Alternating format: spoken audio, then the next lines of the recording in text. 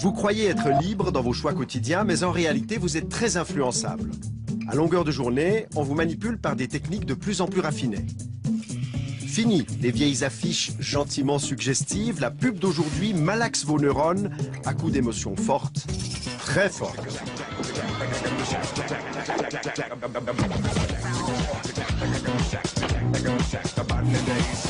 Dans l'heure qui suit, vous allez voir comment vous vous faites influencer par les slogans, les images et les étiquettes trompeuses.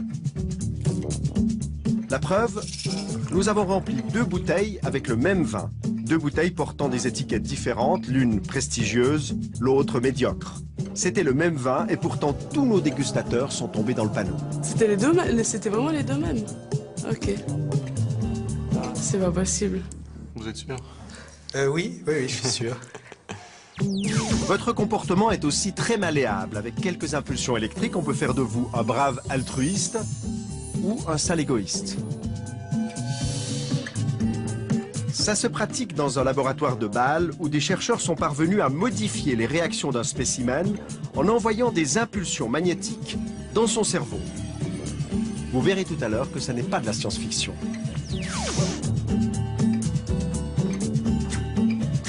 Vous allez aussi découvrir comment il est possible de manipuler votre mémoire et d'y implanter de faux souvenirs. Nous en avons nous-mêmes fait l'expérience. Nous avons convoqué des spécimens à une séance de cinéma. Quelque temps après, nous leur avons fait croire qu'une petite fille était également présente ce jour-là. Pour les tromper, nous leur avons envoyé une photo truquée. Et chose incroyable, ça a marché, le faux souvenir est devenu vrai. Je me souviens d'elle quand elle est entrée dans le cinéma. Et je me souviens d'elle parce qu'elle voulait se rendre utile en aidant à distribuer les cafés. Vous avez certainement de la peine à croire qu'on peut fabriquer un souvenir de toutes pièces. Alors en attendant l'explication complète tout à l'heure, venons-en à quelques leçons pratiques de manipulation.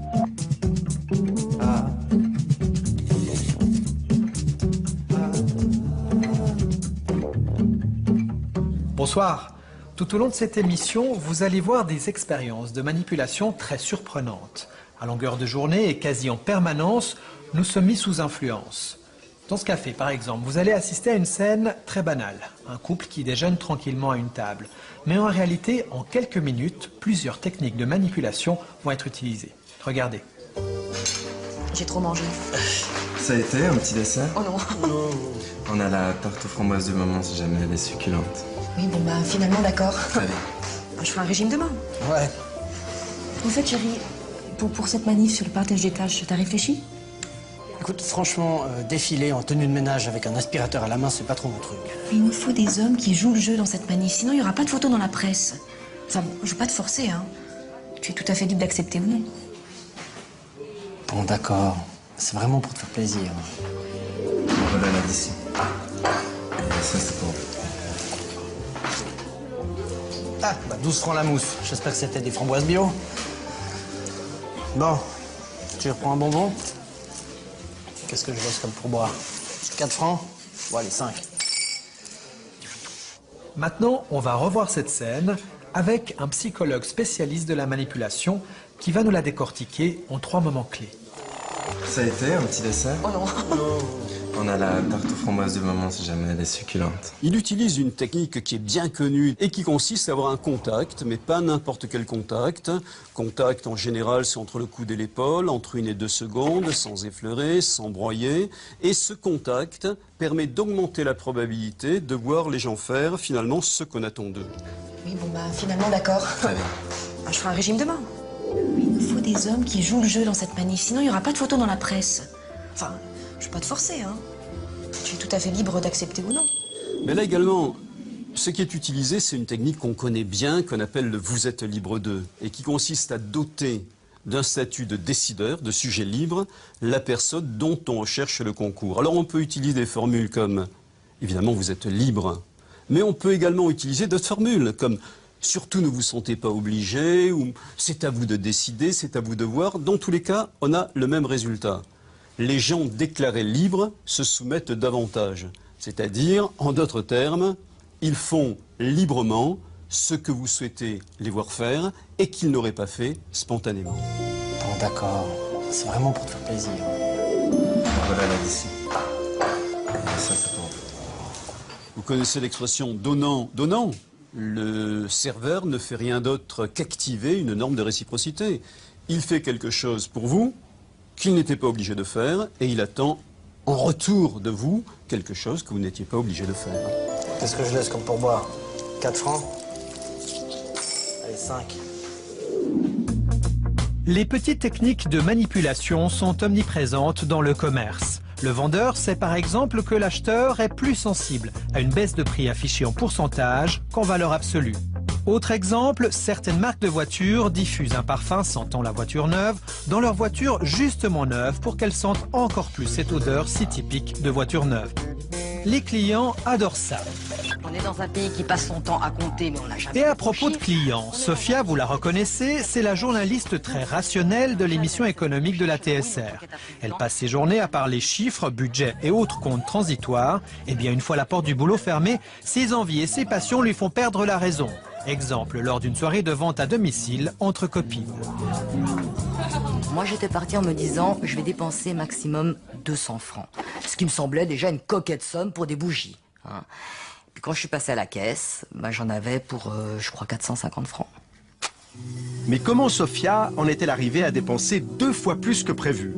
Tout s'est passé selon un scénario bien rodé. Sans s'en rendre compte, Sophia s'est peu à peu retrouvée dans un engrenage qui l'a poussée à en acheter beaucoup.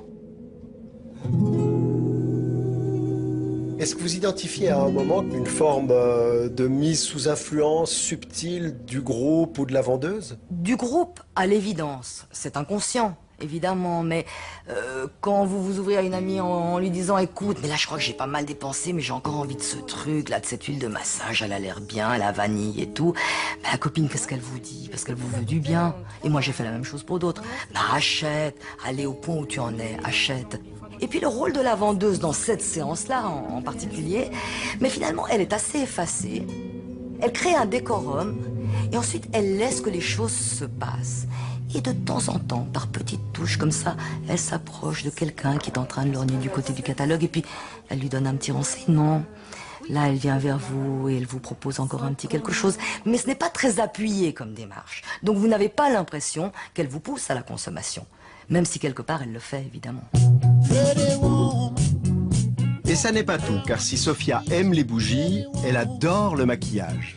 Une amie m'avait offert un bon pour une séance de maquillage à mon domicile. J'étais avec ma mère. Et puis cette jeune fille est venue avec une petite mallette. Elle était la représentante d'une marque de cosmétiques connue. Et d'abord elle m'a fait un maquillage et je me trouvais mais canon. Puis ensuite elle m'a dit mais vous pouvez acheter les produits. Oh, bah ça c'est bien. Et alors là la fille était vraiment active. Elle a dû flairer le pigeon. Et alors elle me disait, voyez Sophia par exemple, le crayon blanc, ça fait, si vous voulez avoir l'œil plus grand, alors je dis oui, je veux avoir l'œil plus grand. Ah ben il faut acheter ce crayon blanc. Et alors j'achète le crayon blanc. Voyez Sophia, ce mascara, alors comme celui-là, il n'y en a pas d'autre. Et j'ai envie de la croire à ce moment-là. Alors ne me demandez pas qu'est-ce qui vous pousse à la croire, je ne sais pas très bien, mais j'ai envie de la croire à ce moment-là. Et je me dis que si j'achète ce mascara, j'aurai le cil plus long. Et donc je plonge. Et je me suis retrouvée avec une ardoise de 800 et quelques francs. Avec une mère décomposée à côté de moi qui me disait ma fille est folle, et j'étais un peu folle. Ouais. Pousser une acheteuse comme Sophia à mettre le doigt dans l'engrenage de la dépense, ça relève d'une habile technique de persuasion. Une technique qui a été décortiquée dans les années 60 par des psychosociologues américains.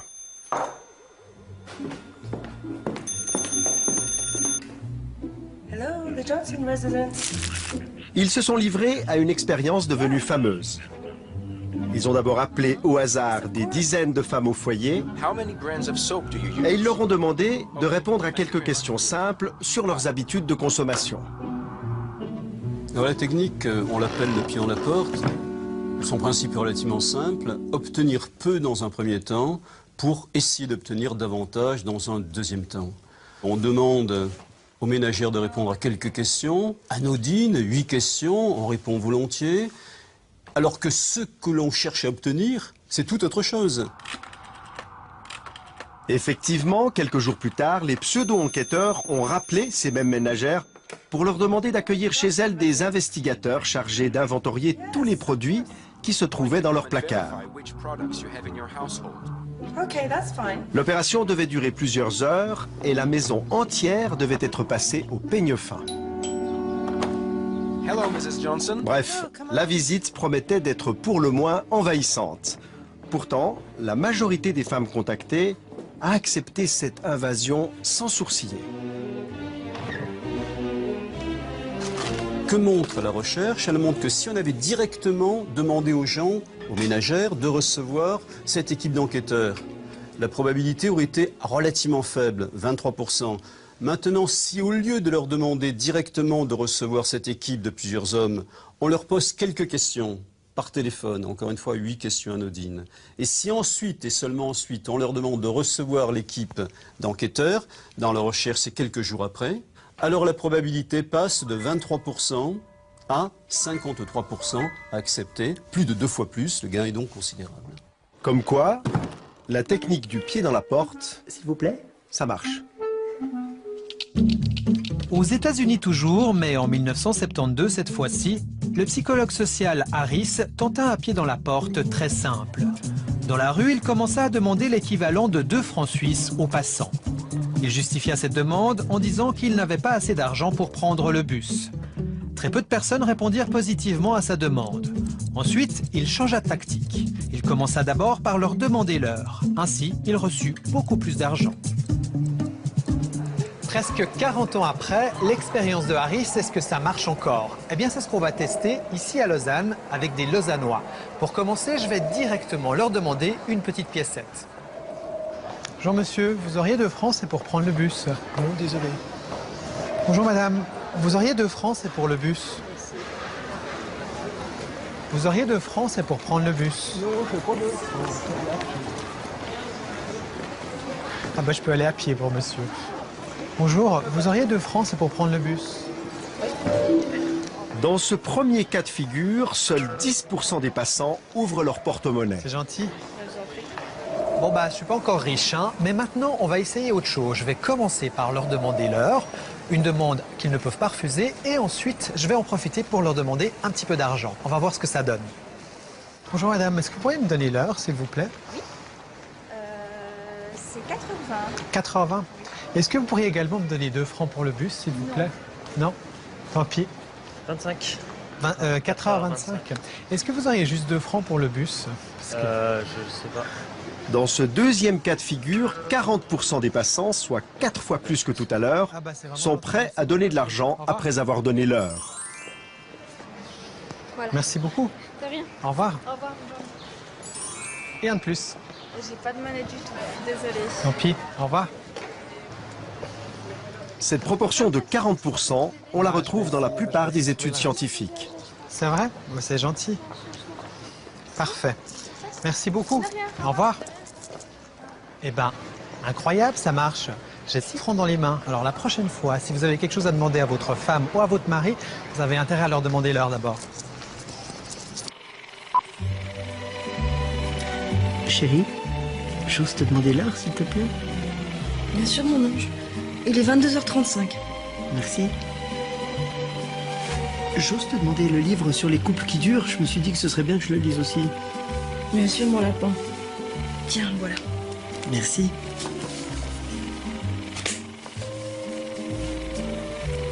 Chérie, j'ose te demander encore de... Enfin, on peut faire l'amour? Bien sûr, mon trésor. Ça marche. Dans cette autre expérience mise au point par le professeur Joule, on va voir comment on peut inciter un passant à devenir serviable. Au premier acte, Luigi se promène dans une rue déserte et laisse tomber négligemment un billet de 20 francs.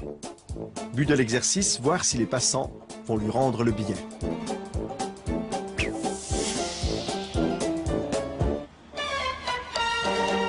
Il court.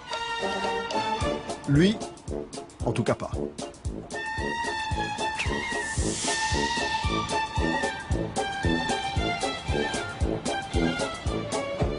Et celui-là non plus, de toute évidence. Et si on change de rue? Ah, une femme. Oui, allô? Oui? Ok, oui. Très bien. Oui? Bien essayé, mais pas très insistante. Non, pas forcément. Il faut dire que selon les recherches scientifiques, dans cette situation où ils ne se sentent pas observés, seuls 20% des passants rendent le billet. Voyons maintenant ce qui se passe si on ajoute une petite technique de manipulation dans l'histoire. Au deuxième acte, on fait intervenir un faux touriste qui demande son chemin.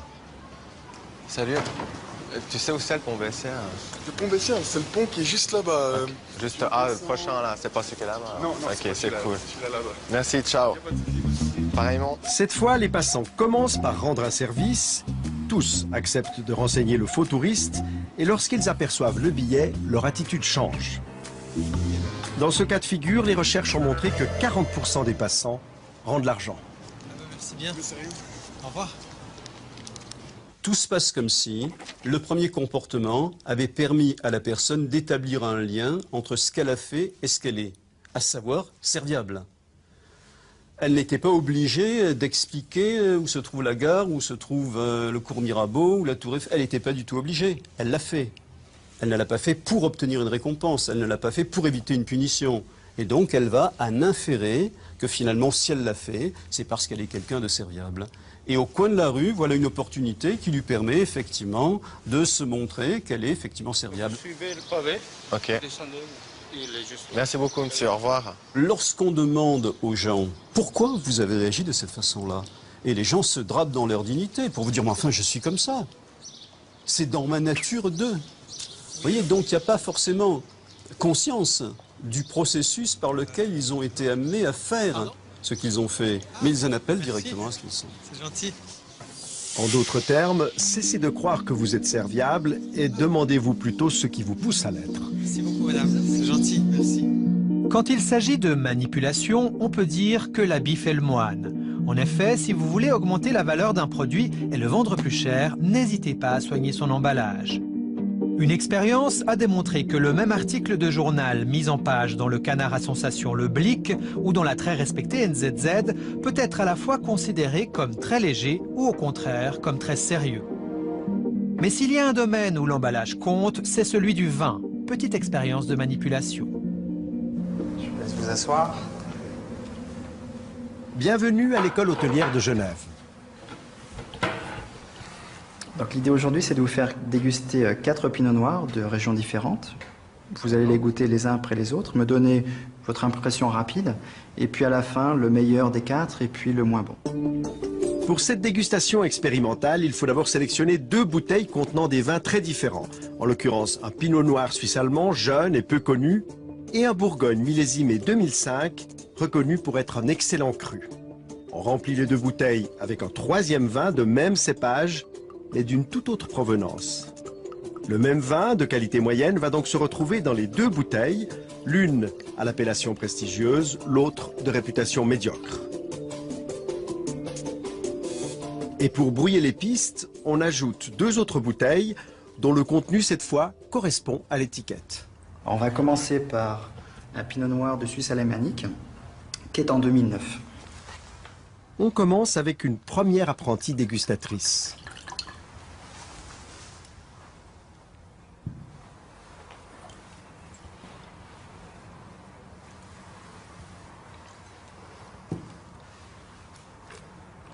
Il est bien de Suisse alémanique, on sent. Vous sentez là? Qui rappelle les terroirs de là-bas. Bon, bah c'est déjà bien parti. Suivante. Moi, je dirais qu'il est très léger. Très léger, comme ça, noir. Il n'a pas beaucoup de tanin. Il y a une petite acidité qui me gêne un peu. C'est le premier goût, hein. Il n'est pas sur le retour. Très bien, on vous fait grâce des appréciations sur le 2e vin qui nous intéresse moins et on passe à la 3e bouteille. Donc le 3e va être un Gevrey-Chambertin, un premier cru en Bourgogne, 2005. Ce grand Bourgogne qui, rappelez-vous, est exactement le même vin que celui de la première dégustation.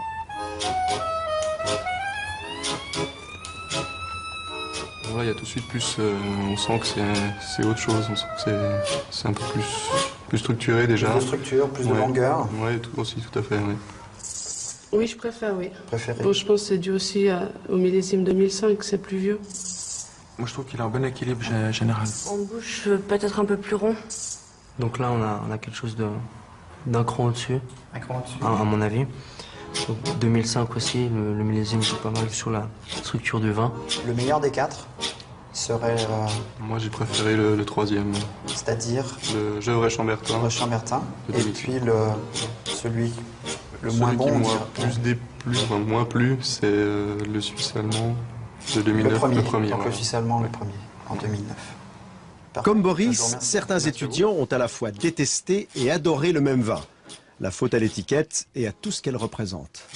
Le premier, c'était un vin de Suisse alémanique. Donc on peut dire peut-être des préjugés négatifs parce qu'on ne connaît pas le produit. À l'opposé, le Gevrey Chambertin, c'est un des vins les plus connus au monde, qu'on soit expérimenté ou pas, et on va se laisser influencer. Donc on va mettre dès le départ la barre un petit peu plus haut avec cette étiquette. Je pense que tout le monde peut se faire avoir, qu'on soit bon ou mauvais. Et en l'occurrence, ici, vous aviez d'excellents étudiants. Mais que ce soit ces étudiants-là ou d'autres personnes, on peut très bien se faire avoir avec cette présentation, cette mise en scène des étiquettes. Bon, allez, il est temps de leur dire la vérité. Mais en réalité, il y avait 2 fois le même vin dans ces bouteilles. Qu'est-ce que ça vous fait? C'était vraiment les deux mêmes. Ok. C'est pas possible. Si, c'est possible. Vous êtes sûr? Oui, je suis sûr. C'est fou. Ça vous semble fou? Ouais. Ça fait peur un peu. Le manque d'objectivité par rapport à ça, c'est étonnant. Vous, Boris, vous êtes plutôt du genre influençable dans la vie? J'ai envie de dire non, mais après ce qui s'est passé à la dégustation, finalement, je pense que je suis un peu comme tout le monde. Je me laisse facilement influencer, surtout au niveau visuel, par les choses. J'essaye de garder un peu d'authenticité dans mes choix, mais c'est pas toujours facile. Et même après avoir découvert la supercherie, nos spécimens ont encore de la peine à croire qu'ils ont dégusté 2 fois le même vin. Pour eux, il y avait réellement une différence de goût. Et ça me surprend parce qu'il y avait quand même une différence pour moi entre le premier, donc le pinot noir. Le Hallower suisse allemand. Exactement, et le Chambertin pour moi était vraiment différent. C'est vrai que j'ai pas l'impression qu'ils avaient vraiment le même goût et le même nez, donc ça perturbe un peu. Ce phénomène de goût altéré, Ilke Plasman le connaît bien. En 2008, cette chercheuse allemande a procédé à une expérience similaire à la nôtre. Sauf qu'elle, elle a testé l'influence non pas de l'étiquette, mais du prix sur l'appréciation d'un vin. Dans son laboratoire de neurosciences, elle a fait goûter le même cru, affiché à des prix différents, à plusieurs spécimens qui ont siroté à l'aide d'un petit tuyau leur verre de rouge dans un scanner. Okay, we're almost done. We have one more anatomical to go. That'll be about 1 minute, and after that, you're all done. All right? Ilke Plasman a ainsi pu dépister les réactions cérébrales des dégustateurs et trouver des réponses à ces hypothèses de départ. Nous avions 2 hypothèses différentes. L'une était que si le vin est plus cher, on l'apprécie davantage. C'est ce que nous appelons rationaliser. On goûte et on se dit, celui-là est cher. Il devrait donc être meilleur que le vin bon marché. Notre deuxième hypothèse était que la différence de prix peut modifier la perception elle-même du goût. Nous avons découvert que sur un plan neurologique, le prix de la bouteille change véritablement la manière dont les goûteurs perçoivent la saveur du vin. Donc ils ne pensent pas seulement que le vin cher est meilleur, ils le ressentent aussi, parce que la partie de leur cerveau qui détecte les sensations et les saveurs agréables leur en donne le signal neurologique.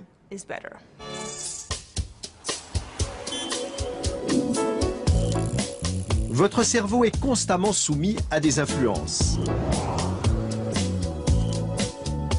À longueur de journée, vous êtes stimulé, sollicité, tenté et même harcelé. Et parfois, quelques mots suffisent à vous faire changer de comportement. Démonstration pratique dans un couloir de la TSR où nous avons installé une caméra cachée. But de l'opération, reproduire une expérience réalisée aux États-Unis dans les années 90. Pascal Wagner, professeur de psychologie sociale à l'Université de Fribourg, nous a aidés à la mettre en place.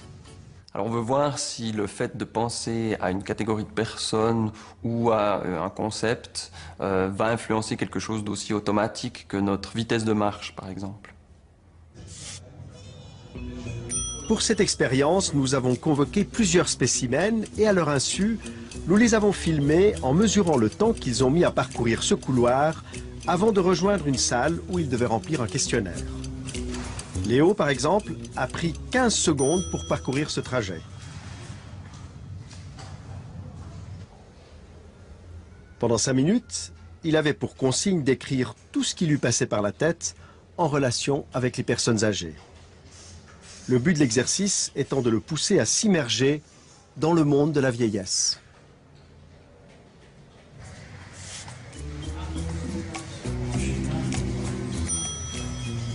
Une fois l'exercice terminé, nous avons calculé le temps que Léo a passé pour parcourir le couloir dans l'autre sens.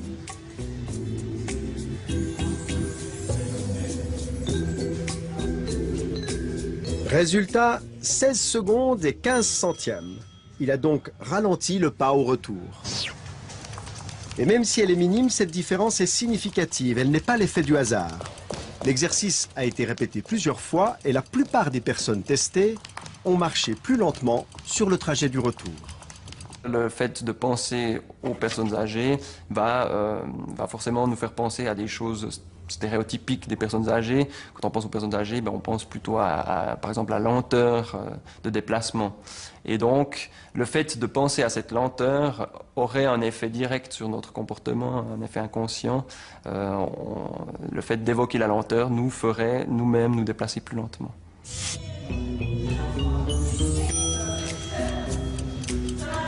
Le simple fait de penser à des personnes âgées a donc modifié le comportement de nos spécimens. Changeons maintenant les données du jeu.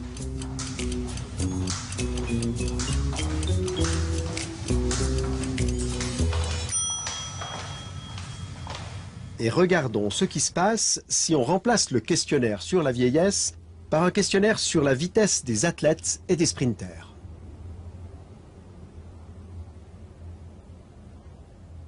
À bientôt. Ok, merci, au revoir. Vanessa avait mis 17 secondes à l'aller. Combien de temps va-t-elle prendre au retour?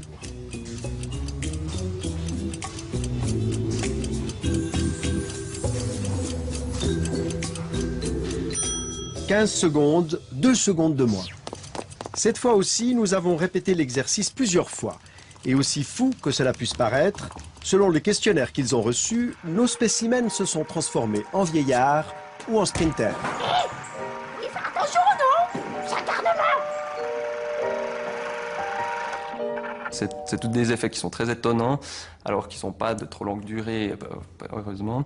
Et par exemple, ou de penser à l'agressivité, ça nous rend un peu plus agressifs. De penser au chaud ou au froid, ça change un peu notre évaluation des autres. On les perçoit comme plus chaleureux ou plus froids, justement. Et donc, c'est tout à fait étonnant, ces effets de nous penser sur notre comportement. D'abord parce qu'ils sont inconscients, donc on remarque pas du tout ces influences-là. Et elles peuvent être nombreuses. Et c'est étonnant aussi dans notre société un peu individualiste, où on a l'impression que l'individu est responsable de ses actes, est maître et responsable. Et là, ça montre que pratiquement chaque pensée qui nous vient de l'extérieur peut nous influencer quand même. C'est presque inquiétant d'imaginer ça. Alors oui, ça pourrait, dans un régime effectivement dictatorial où l'amorçage devient des slogans qui sont toujours les mêmes et à toute heure du jour et de la nuit, bien sûr que ça pourrait avoir des effets beaucoup plus grands.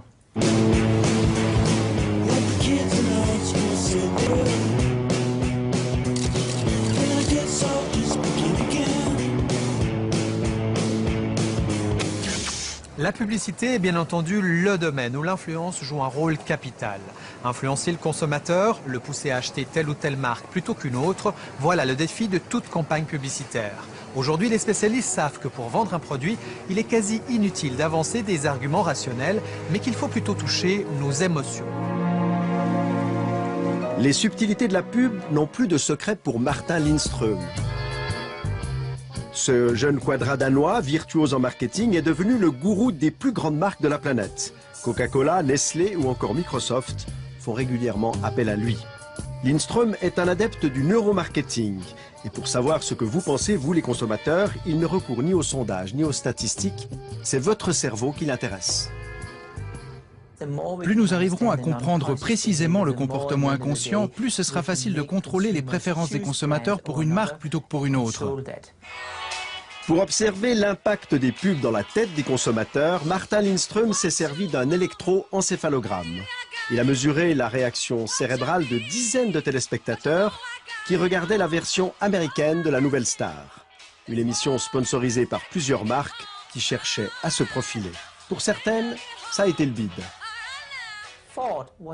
Ford était en fait la marque qui a le moins bien réussi. Pourquoi? Eh bien, c'est très intéressant. D'abord, on se demande ce qu'une voiture a à faire avec un concours de chant. Tout à coup, les téléspectateurs voient une voiture au milieu du show et ils pensent « mais ça n'a rien à voir ». Et chose intéressante, cette pensée n'apparaît pas dans la partie consciente de leur cerveau, mais dans leur inconscient. C'est presque comme s'ils se disaient « hé, je suis en train de regarder une émission en ce moment, pourquoi diable doit-elle être interrompue par une voiture ?» Alors le cerveau se dit à lui-même, comment est-ce que je peux me débarrasser de cette information? Et il se débarrasse du nom de la marque, Ford. Ce résultat de notre recherche était choquant pour Ford parce que nous avons découvert que le cerveau a littéralement gommé la marque car il ne voulait pas que l'émission soit interrompue. À la poubelle donc, les 26 millions de dollars investis par Ford. Alors que Coca-Cola, plus discret, a brillamment réussi sa campagne. Ils ont placé des indices subliminaux dans le décor. On voyait Simon Cowell en train de lever un verre de coca en faisant « ah » ou on apercevait un canapé avec une forme bizarre correspondant au galbe arrondi de la bouteille de coca, ce qui est la signature de la marque. Il plaçait donc systématiquement ces formes arrondies dans le décor pour que, de manière inconsciente, on se dise tout d'un coup « Hé, j'ai vraiment envie d'un coca », mais sans savoir pourquoi. Et le fait de ne pas savoir nous rend moins sceptiques, et ainsi il y a plus de chances qu'on court vers le frigo pour y prendre un coca. La publicité allusive peut être diablement efficace. Martin Lindström l'a expérimenté lui-même. Nous avons fait une expérience avec une marque de cigarettes connue. Nous avons installé 2 affiches dans Los Angeles. Sur l'une, il y avait un cow-boy qui regardait le paysage. Sur la deuxième affiche, il y avait le même cow-boy, mais cette fois-ci avec le nom de cette marque. Et devinez ce qui s'est passé. Avec le logo, l'impact publicitaire était 2 fois moins efficace que sans le logo. On sait donc aujourd'hui que si on vous dit le nom d'une marque, vous êtes moins influencé parce que vous devenez méfiant. Vous vous dites « Hey, ils veulent me persuader d'acheter plus, mais je ne veux pas ». Mais en voyant le cow-boy, vous pensez « Hey, j'ai envie d'une cigarette ». Et dans ce cas, vous êtes sous influence. Les pubs les plus percutantes au monde sont des pubs sans logo. Par exemple, les écouteurs blancs. Il suffit de les regarder pour savoir que c'est un iPod, que c'est Apple. Ce qui va arriver à l'avenir, c'est que les marques vont être dissimulées. Les produits ne vous diront pas qui ils sont. Vous le devinerez. Et quand vous le devinez, il arrive 2 choses. D'abord, votre filtre de scepticisme baisse. Et ensuite, vous êtes en interaction avec le produit. Quand vous êtes en interaction, vous vous souvenez de beaucoup plus de choses que si vous êtes juste un observateur passif. À l'avenir, le logo va donc disparaître et les symboles vont prendre le dessus. L'odeur de la voiture, la sonnerie du téléphone, le toucher de la télécommande. Et toutes ces choses vont raconter une histoire indirecte sur la marque et c'est vous qui allez deviner qui c'est. On fait disparaître les logos et on fait appel à d'autres sens que l'ouïe ou la vue. Désormais, c'est votre odorat qu'on titille. Exemple, dans un supermarché. Les grandes surfaces ne placent pas la boulangerie près de l'entrée parce que c'est la meilleure place pour y faire du pain. En réalité, c'est le pire endroit du point de vue opérationnel. Mais sur le plan sensoriel, c'est un endroit idéal. Parce que l'odeur du pain qui sort du four est irrésistible. L'odeur est le seul stimulus sensoriel qui contourne la partie rationnelle de notre cerveau. Il touche directement aux émotions. On ne peut pas y résister. On se dit « je commence à avoir faim ». Et évidemment, plus on a faim, plus on achète. Lutter contre l'influence de la pub, c'est la bataille de David contre Goliath.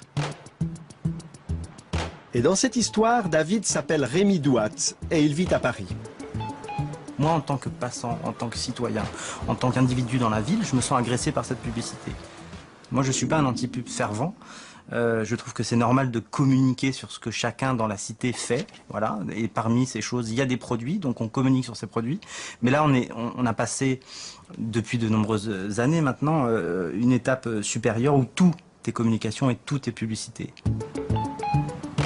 Lorsqu'il se promène en ville, Rémi a l'habitude de passer tout droit devant les vitrines qui pourraient le séduire. Mais pour nous, et à titre exceptionnel, il s'est arrêté devant l'une d'entre elles, histoire de nous expliquer sa vision des choses.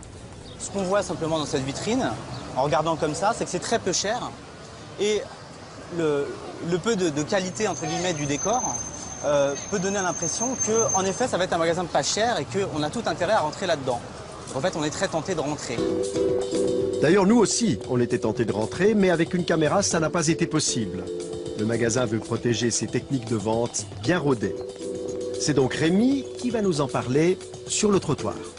C'est en fait une technique d'identification poussée à son maximum, où en fait on a affaire non pas à des vendeurs, mais on a affaire à des potes qui sont des individus, qui sont tous fringués différemment et qui ont des cheveux voilà, qui pourraient me ressembler, qui l'un va avoir un piercing, l'autre va avoir une crête sur la tête et on va se dire je peux me reconnaître dans celui-là, pas dans celui-là, mais dans celui-là je me reconnais. Alors que dans un magasin où on aura une homogénéité chez les vendeurs, si vous vous reconnaissez pas, ben, ils ne sont pas de votre bande. Donc il y a une distance automatique qui se crée.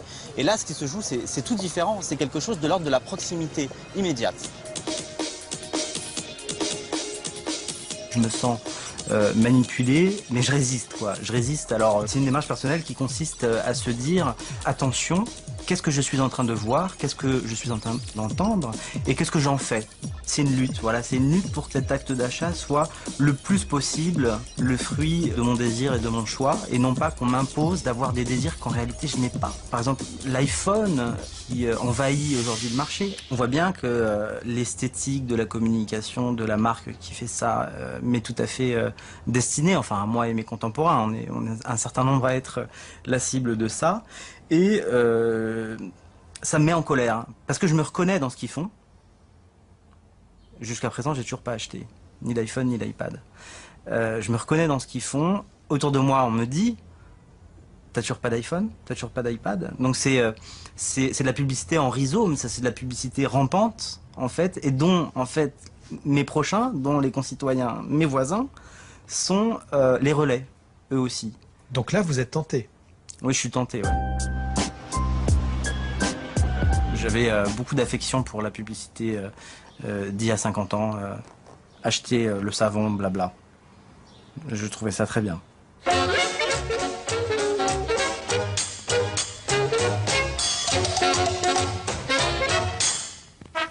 ça presse, quand ça presse, quand ça presse, pour toute la lessive entre deux, quand ça presse, c'est avec Express Liquide que ça va le plus vite.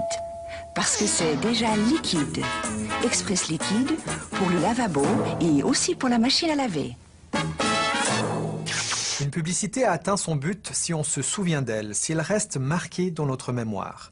La mémoire, c'est justement un espace qu'on a cru pendant longtemps inviolable. Mais en réalité, aujourd'hui, les chercheurs savent que nos souvenirs sont malléables et qu'il est donc possible de les manipuler. Le professeur Martial van der Linden de l'Université de Genève est un des quelques spécialistes mondiaux de la mémoire et de ses mécanismes.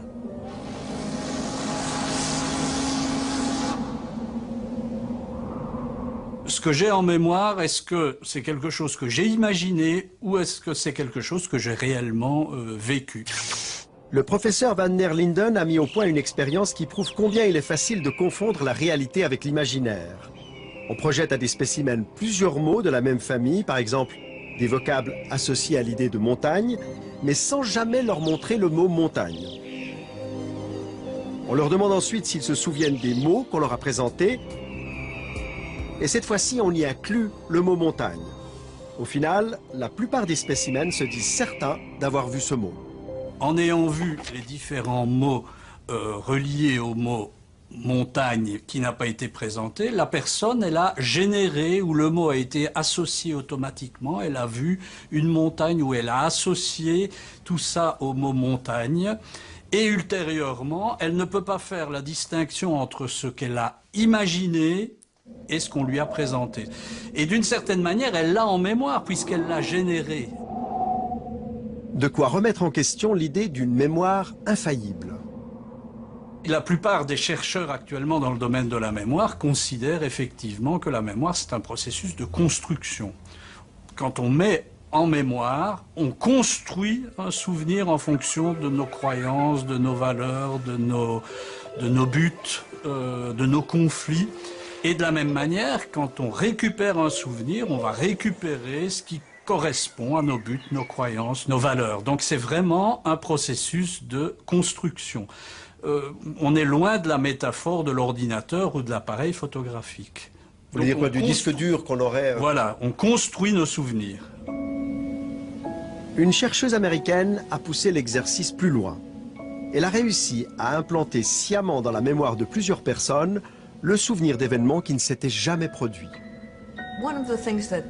L'une des choses qui m'a impressionnée, c'est que lorsque nous avons essayé d'implanter des souvenirs totalement faux dans la tête des gens, j'ai pu constater à quel point c'était facile à faire. Par exemple, nous avons réussi à faire croire à des gens que lorsqu'ils avaient 5 ou 6 ans, ils s'étaient perdus dans un centre commercial, en leur mentionnant un lieu précis et en citant des personnes présentes. Nous avons réussi à ce que ces gens se souviennent de cette expérience qui était totalement inventée. Et pour y parvenir, nous leur avons dit que leur mère ou leur père nous avait raconté ce qui leur était arrivé quand ils avaient 5 ou 6 ans. Et nous leur avons demandé ce dont ils se souvenaient. Ensuite, nous leur avons raconté quelques détails de cette histoire inventée, cette expérience de s'être perdu, d'avoir peur, d'avoir pleuré, et puis d'avoir été retrouvés et remis à leur famille. Quand nous avons fait ça pour la première fois dans les années 90, une personne sur 4 a cru à notre histoire et s'est mise à se souvenir partiellement ou totalement de cet événement inventé. Dans une autre expérience, des chercheurs ont emprunté une photo tirée de l'album familial de plusieurs spécimens. À partir de cette image et grâce à un montage, ils ont créé de toutes pièces une photo représentant un tour en montgolfière. Quelques jours après, les scientifiques ont demandé aux spécimens de se replonger dans leur enfance et de commenter leur album. En voyant la photo truquée, une bonne partie d'entre eux se sont souvenus de leur voyage en montgolfière alors que celui-ci n'avait jamais eu lieu. Et plus étonnant encore, ils l'ont raconté avec de nombreux détails. Nous avons donné un nom à ce phénomène. C'est une inflation de l'imagination.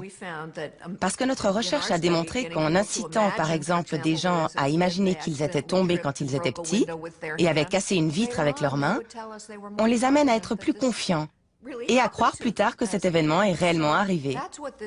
C'est donc à ça que peut aboutir l'imagination. Et lorsqu'on demande plus tard à ces gens s'ils ont cassé une fenêtre, ça résonne en eux comme quelque chose de familier. Ils croient que c'est vraiment arrivé. Mais cette familiarité est due au fait qu'on leur a fait imaginer cet événement en les aidant à construire ce processus imaginaire. Nous avons essayé, nous aussi, d'implanter un faux souvenir dans la tête de quelques spécimens avec lesquels nous avions tourné une séquence dans un cinéma.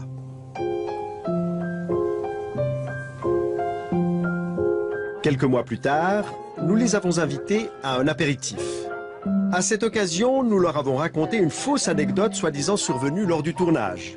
Nous leur avons fait croire que Luna, une petite fille devenue notre complice pour l'occasion, était présente dans le cinéma ce jour-là. Moi, je me souviens de toi, Luna. Et qu'elle avait renversé du café sur le pantalon de Luigi. Heureusement que tu te rappelles toi aussi. Au cinéma, vous étiez là, vous, quand Luna nous servait des cafés, puis c'est avant qu'on tourne, quoi. C'était la Elle a renversé le truc. Pour bien implanter ce faux souvenir dans leur mémoire, nous avons utilisé une vraie photo du tournage, mais en y ajoutant la petite Luna. Durant l'été, nous avons envoyé ce photomontage, parmi d'autres photos souvenirs, à nos spécimens. À l'automne, nous leur avons demandé de nous raconter quelques anecdotes sur le tournage. Bonjour. La présence de la petite Luna allait-elle faire partie de ses souvenirs? Notre expérience a-t-elle marché? Quand je suis arrivée, elle devait être à la caisse. Donc je l'ai juste aperçue. Elle était dans la cage à l'entrée, où il y avait les biscuits, où on servait les cafés. Hein. Mais après, je me rappelle vraiment pas. Caroline, elle, ne se souvient pas de la tache de café, mais elle garde un souvenir très précis de Luna. Alors, Luna, je me souviens plutôt comme une petite fille un peu timide. Je l'ai pas personnellement beaucoup côtoyée pendant cette journée-là. Je me souviens d'elle quand elle est entrée dans le cinéma. Et je me souviens d'elle parce qu'elle voulait se rendre utile en aidant à distribuer les cafés. Donc elle a été rejoindre Chloé dans la petite cuisine et à la cafetière. Et par la suite, je l'ai personnellement pas beaucoup vue, mais je me souviens d'un moment en fait où elle était un peu recroquevillée vers Chloé, un peu... Donc je l'ai sentie assez timide en fait, et c'est l'image que j'en ai gardée d'elle. C'était une petite fille, visage un peu triste, en tout cas un peu fermé vers la machine à café. Durant cette interview, ce qu'on a essayé de faire avec vous, c'est de vous faire rappeler d'un souvenir qui est faux. Parce que la petite fille qui est sur cette photo, c'est une photomontage. C'est un photomontage. Il n'y a jamais eu de petite fille ce jour-là au cinéma. J'y crois pas. On l'a inventée de toutes pièces, cette petite fille. Et peu à peu, vous êtes arrivé à vous en souvenir. Si c'est vrai, je tombe des nues et je me rends compte à quel point on est manipulé. Et là, ça me vexe un petit peu, en fin de compte. Si c'est vraiment vrai, je sais plus trop où est la vérité de la fiction. Et je suis impressionnée de voir à quel point on peut croire à une histoire aussi facilement. C'est-à-dire que la manière dont ça a été discuté, qu'on en a reparlé, pour moi, ça avait vraiment eu lieu. Ça avait vraiment eu lieu, même si je l'avais pas vu moi-même. Et heureusement que j'ai pas essayé de faire croire que je l'avais vu moi-même, parce que sinon je me sentirais encore plus mal. Mais c'est comme si vous vous en rappeliez de cette petite fille ce jour-là. Complètement, tout à fait. Et j'ai vraiment l'impression, mais non, elle était là, je suis sûre qu'elle était là. Parce que je la revois vraiment vers la machine à café, donc j'ai vraiment cette image extrêmement présente à l'esprit. Donc j'ai de la peine à imaginer qu'elle puisse ne pas avoir été là ce jour-là. Pour vous, elle était là? Pour moi, elle était là. Comme Caroline, personne n'est à l'abri d'un faux souvenir. Et votre mémoire en est certainement pleine. Vous pouvez donc vous demander comment faire pour distinguer un souvenir réellement vécu d'un souvenir inventé.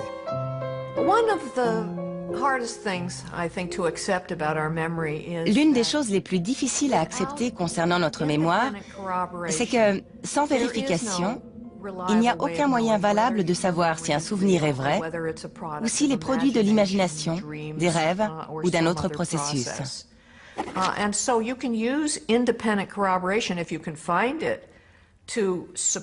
Alors si on trouve un événement objectif qui prouve que le souvenir est faux, par exemple une impossibilité sur le plan géographique, biologique ou psychologique,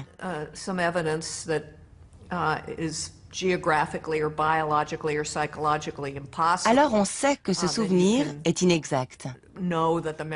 Mais sans cet événement objectif, il est quasiment impossible de faire la différence entre un vrai souvenir et un faux.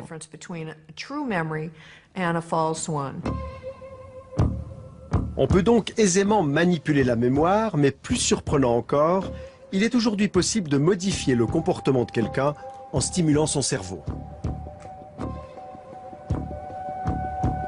C'est l'exploit qu'a réalisé Daria Knorr, professeure au département de psychologie sociale et affective de l'université de Bâle.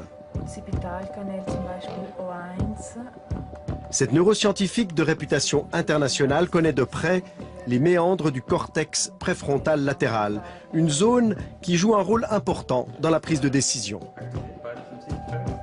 Daria Knorr a mis au point une technique permettant de désactiver temporairement cette zone, donc d'influencer directement votre comportement et vos décisions. Nos recherches démontrent clairement, nous l'avons constaté à travers 9 études, que lorsque nous stimulons une zone bien précise sur la partie frontale du cerveau, les gens peuvent changer de comportement en devenant par exemple plus impulsifs ou moins corrects. Et on peut agir aussi sur d'autres dimensions du comportement. Démonstration concrète avec un jeu d'argent auquel participent par ordinateur une douzaine de spécimens. Ils reçoivent tous une certaine somme d'argent qu'ils doivent partager avec un autre joueur placé dans une pièce annexe, appelons-le Max, à qui ils font une proposition de répartition. Si l'offre est injuste, inéquitable, Max va généralement la refuser. Et personne ne reçoit l'argent. Lorsqu'on est confronté à une offre inéquitable, on est face à un conflit. D'un côté, on aimerait avoir l'argent, mais de l'autre, on trouve l'offre tellement injuste qu'on a envie de la refuser pour punir celui qui la propose. On est donc face à ce dilemme et on le résout en punissant celui qui viole les règles établies en faisant une offre inéquitable.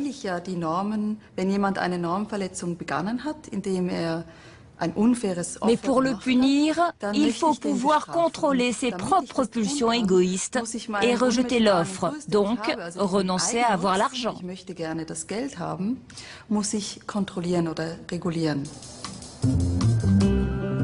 Au nom de l'équité, Max se prive donc d'un peu d'argent et il inflige une punition à l'autre joueur qui sera aussi privé d'argent. Mais ça se passe très différemment si on intervient directement dans le cerveau de Max et qu'on lui administre à travers le crâne des stimulations magnétiques. Une intervention que Daria Knorr a reconstituée pour nous. Indolore et non invasive, les impulsions magnétiques pénètrent dans le cortex préfrontal et en neutralisent une petite zone. Dès lors, le comportement de Max sera totalement modifié. Il ne prendra plus les mêmes décisions. Après la stimulation, il accepte toutes les offres de partage, même les plus inéquitables. La personne testée reçoit des impulsions qui désactivent temporairement les fonctions de la partie frontale du cerveau. Cette personne est ainsi plus capable de punir l'autre, elle veut l'argent pour elle, très égoïstement. Et ça lui est complètement égal de savoir si le comportement des autres est équitable ou pas. Après cette intervention, Max est donc devenu égoïste. Mais rassurez-vous, ce changement de comportement n'a été que très éphémère, puisqu'au bout d'une quinzaine de minutes, Max est redevenu lui-même. De telles manipulations du cerveau ont de quoi faire frémir. Utilisées dans un but malveillant, elles favoriseraient les pires applications. Mais elles peuvent aussi servir à des fins thérapeutiques. En stimulant certaines zones du cortex, il est possible de limiter les addictions, d'atténuer les troubles alimentaires ou les toxicomanies. Et les techniques d'influence mises au point par les psychologues sociaux sont aujourd'hui utilisées dans des campagnes de santé publique. Par exemple, pour inciter les gens à se faire vacciner ou à faire don de leurs organes. La manipulation n'est donc qu'un outil, tout dépend comment on s'en sert. Nous voici arrivés à la fin de l'émission. J'espère qu'elle vous aura permis d'être un tout petit peu plus conscient de toutes les sollicitations auxquelles nous sommes confrontés à longueur de journée. Et comme disait l'autre, un homme averti en vaut deux. Pour ceux qui veulent revoir l'émission ou avoir des compléments d'information, vous pouvez retrouver Spécimen sur notre site internet ou sur notre page Facebook. Votre prochaine émission sur le comportement humain, c'est le mois prochain. Nous allons observer de très près notre rapport à l'argent. Excellente soirée à tous, à bientôt.